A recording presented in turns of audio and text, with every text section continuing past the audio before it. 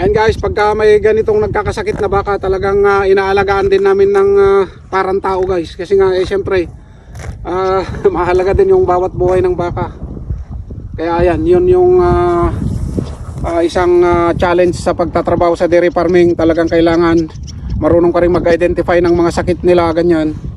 Tulad nito guys, medyo nag-stagger siya, kaya binibigyan natin siya ng tamang treatment. Ito, binag natin siya, tapos in-isolate natin siya, sineperate natin siya guys. Kaya ayun, medyo down pa siya kasi nanginginig siya. Mukhang calcium deficiency or magnesium deficiency, kaya binigyan natin siya ng bag. Yun lang yung pag-aalaga ng baka. Kaya kung pagka naging dairy farmer ka dito sa New Zealand guys, kailangan syempre yung animal welfare yan, napakahalaga sa mga baka. Then proper treatment. Kung hindi nyo alam yung treatment plan, always consult to the vet. Yun ang pinaka the best.